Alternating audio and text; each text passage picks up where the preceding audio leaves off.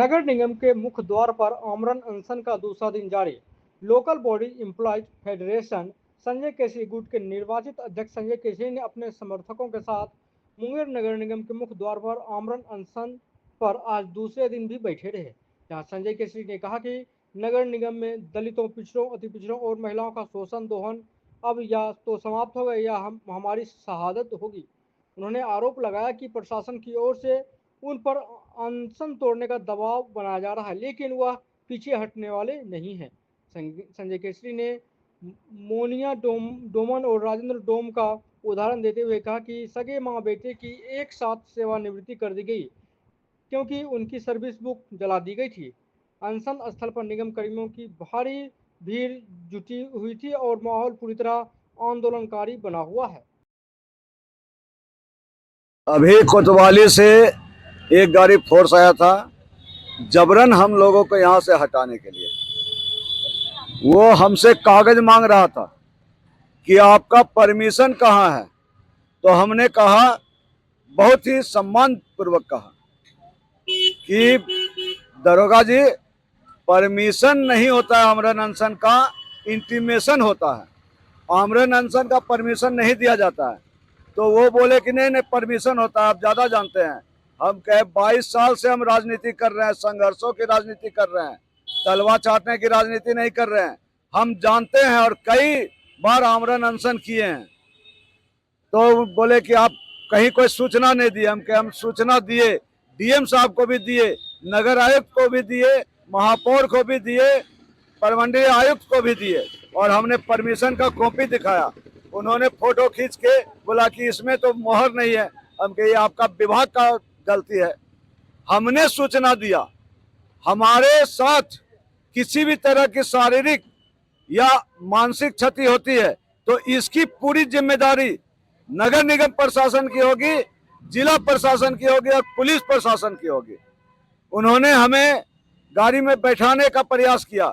हम कहे हंसते हुए कि दरोगा जी, चोरी हो गई, हमारे लोगों के अधिकारों की चोरी हो गई, मानवाधिकारों की चोरी हो गई, श्रमाधिकारों की चोरी हो गई, दलितों के अधिकारों की चोरी हो गई, पिछड़ों अति पिछड़ों के अधिकारों की चोरी हो गई और महिलाओं के अधिकारों की चोरी हो गई।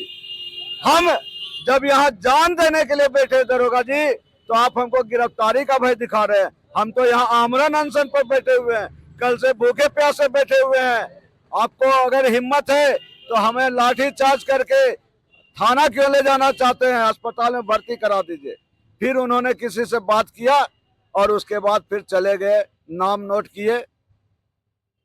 11 अनशनकारी और बाकी समर्थक थे, वो नाम नोट किए, चले गए। सही बात है, हम प्रशासन का सहयोग करते हैं।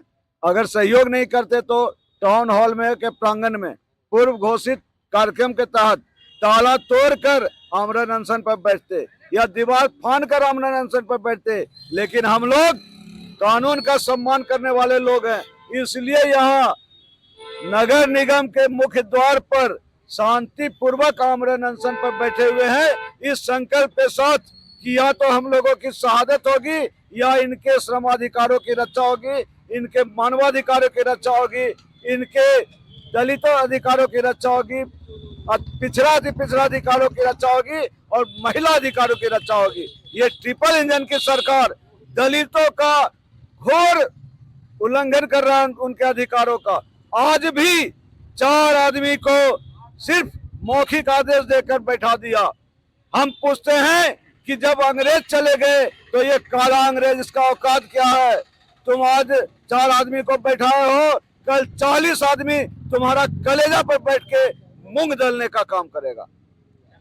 मैं संजय केसरी, निर्वाचित अध्यक्ष Bihar local bodies employees federation Sanjay Kesari गुट, और अभी जो यूनियन का नेता बना हुआ है, जो एनजीओ का संचालक है, वो एनजीओ जो कि टाउन हॉल का 2.5 वर्षों से अतिक्रमण किए हुए है, वो एनजीओ जो पीएफ घोटाला किए हुए है, जो संचालक हमारे आरोप के आधार पर, सबूत के आधार पर नगर निगम की सेवा से बर्खास्त हुआ, जेल गया, बेल पर है, वर्षों से बिना किसी चुनाव के स्वघोषित यूनियन नेता बना हुआ है, स्वघोषित बिना चुनाव के, और संजय केसरी निर्वाचित यूनियन नेता बना हुआ है।